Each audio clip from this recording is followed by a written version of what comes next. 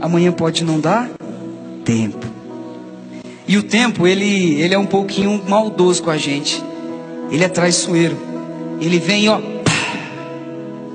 leva embora quem a gente mais amava na vida.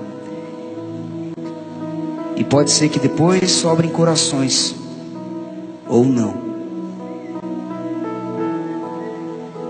De quantas pessoas a gente hoje tem saudade? De quantas pessoas a gente fala assim, nossa, sabe o fulano? Faz tempo que eu não vejo. Às vezes ele não morreu não. Às vezes ele está lá naquela cidade, distante da sua. Às vezes ele está lá naquela rua, distante da sua. Ou às vezes ela está dentro da sua casa, mas a distância dos corações é tão grande. Uma vez eu ouvi o padre Fábio de Mello dizendo assim: a gente vai cruzar oceanos às vezes, mas a gente não consegue cruzar a mesa para olhar nos olhos de quem a gente ama. Qual é a maior distância?